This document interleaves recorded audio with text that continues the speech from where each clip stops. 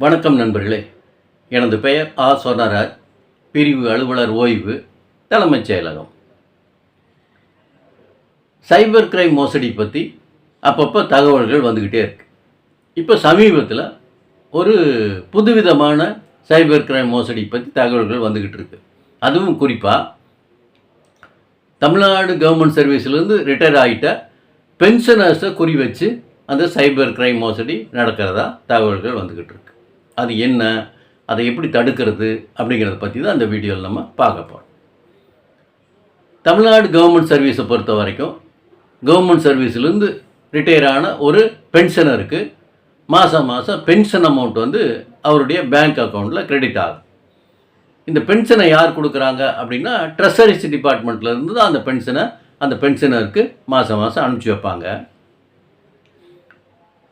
அந்த பென்ஷனர் அவருடைய பென்ஷனை வந்து மாதம் தொடர்ச்சியாக எந்த விதமான தங்குதடையும் இல்லாமல் வாங்கணும் அப்படின்னு சொன்னால் வருஷத்தில் ஒரு குறிப்பிட்ட மாதத்தில் அவர் வந்து வாழ்நாள் சான்றிதழ் அப்படின்னு சொல்லக்கூடிய லைஃப் சர்டிஃபிகேட்டை அவர் வந்து சப்மிட் பண்ணணும். அதாவது அவர் உயிரோடு இருப்பதற்கான ஒரு சான்றிதழ் அவர் வந்து சப்மிட் பண்ணணும். எங்கே சப்மிட் பண்ணணும் அப்படின்னு சொன்னால் அவர் எங்கே பென்ஷன் வாங்குகிறாரோ அந்த கருவூல ஆஃபீஸில் நேராக போய் மஸ்டரிங் அப்படின்னு சொல்லக்கூடிய அந்த முறையில் அவர் வந்து அந்த லைஃப் சர்டிஃபிகேட்டை சப்மிட் பண்ணலாம். இல்லைன்னா ஆன்லைன் மூலமாகவும் அவருடைய லைஃப் சர்டிஃபிகேட்டை அவர் வந்து சப்மிட் பண்ணலாம்னு இருக்குது. இப்போ இந்த மெத்தடு, இந்த ப்ரொசீஜரை மையமாக வச்சு தான் இந்த சைபர் கிரைம் மோசடி நடக்குது.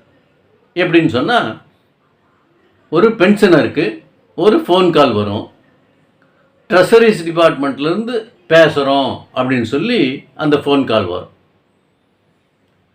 நீங்கள் வந்து போன வருஷத்துக்கான லைஃப் சர்டிஃபிகேட் இது வரைக்கும் கொடுக்கல, அதனால் அடுத்த மாதத்துலேருந்து உங்களுடைய பென்ஷனை வந்து நாங்கள் கட் பண்ணிடுறோம் அப்படின்னு சொல்லி ட்ரெஷரிஸ் டிபார்ட்மெண்ட்லேருந்து பேசுகிற மாதிரி ஒரு பென்ஷனருக்கு ஒரு ஃபோன் கால் வரும். அதுக்கப்புறம் அவங்க சில டீட்டெயில்ஸ் கேட்பாங்க அந்த பென்ஷனர்கிட்ட. உங்களுடைய BPO number, bank account details இது எல்லாத்தையும் எங்களுக்கு சொல்லுங்கள்.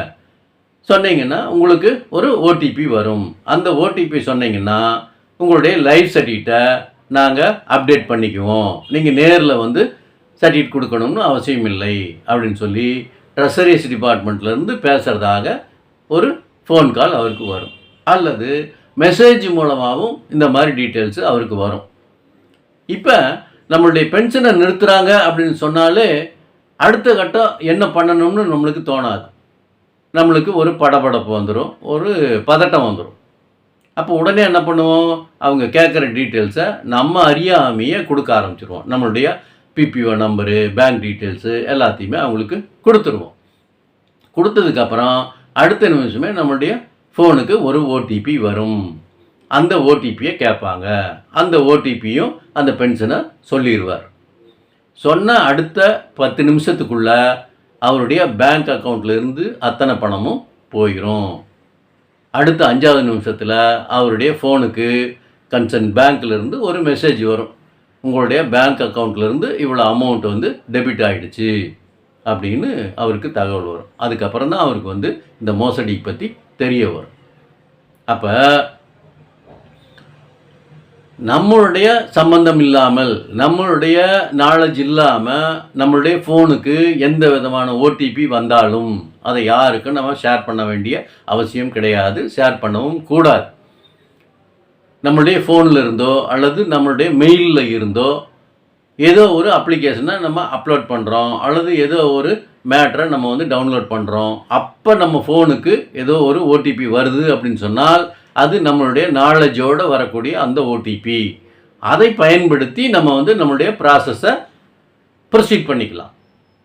அதை இல்லாமல் யாரோ ஒருத்தர் ஏதோ ஒரு விஷயத்துக்காக நம்மளுடைய ஓடிபி நம்மளுடைய ஃபோனுக்கு வர வச்சு அந்த ஓடிபியை அவங்க கேட்குறாங்க அப்படின்னு சொன்னால் கண்டிப்பாக அதில் வந்து ஒரு மோசடி அடங்கி இருக்குது அப்படிங்கிறத நம்ம தெளிவுபடுத்திக்கணும். ஒன்று, இது வந்து இந்த பென்ஷனரை குறி வச்சு மட்டும் இந்த மோசடி இருக்கும் அப்படின்னு நம்ம எளிமையாக போயிட முடியாது. சிபிஎஸ் திட்டத்தின் கீழ் ரிட்டையர்டான அந்த ரிட்டையர்டு எம்ப்ளாயீஸையும் இந்த மோசடி கும்பல் குறி வைக்கலாம். எப்படின்னு சொன்னால் இப்போ சிபிஎஸ் அமௌண்ட் வந்து அந்த ரிட்டையர் ஆன கவர்மெண்ட் சர்வெண்ட்டுக்கு ஒரு அமௌண்ட்டு போயிருக்கும், 20 லட்சமோ 25 லட்சமோ அவருக்கு போயிருக்கும். இப்போ இதே மாதிரி ட்ரெஸரி டிபார்ட்மெண்ட்டில் இருந்தோ அல்லது டேட்டா சென்டரில் இருந்தோ ஃபோன் பண்ணுறேன் அப்படின்னு கூட ஒரு ஃபோன் வரலாம். உங்களுக்கு கிடைக்க வேண்டிய தொகையை விட அதிக தொகையை வந்து நாங்கள் கொடுத்துட்டோம், அல்லது உங்களுக்கு கிடைக்க வேண்டிய தொகையை விட குறைவான அமௌண்ட்டை உங்கள் அக்கௌண்ட்டில் நாங்கள் கிரெடிட் பண்ணிட்டோம், அதனால் உங்களுடைய சிபிஎஸ் அக்கௌண்ட் நம்பரை சொல்லுங்கள், உங்களுடைய பேங்க் டீட்டெயில்ஸ் எல்லாம் சொல்லுங்கள், இதுக்கு ஒரு ஓடிபி வரும், அதையும் சொன்னீங்கன்னு சொன்னால் உங்களுக்கு வர வேண்டிய அமௌண்ட்டை நாங்கள் கிரெடிட் பண்ணிடுவோம், அல்லது உங்களுக்கு வழங்கின எக்ஸஸ் அமௌண்ட்லேருந்து நாங்கள் பிடித்தம் பண்ண வேண்டிய அமௌண்ட்டை நாங்கள் பிடிச்சிருவோம் அப்படிங்கிற மாதிரியான சில தகவல்களை சொல்லி நமக்கு ஒரு ஓடிபியை வர வச்சு அந்த ஓடிபியை வாங்கி நம்மளுடைய அக்கௌண்ட்லேருந்து பணத்தை எடுக்கிறதுக்கான மோசடியும் நடைபெற வாய்ப்பு இருக்குது.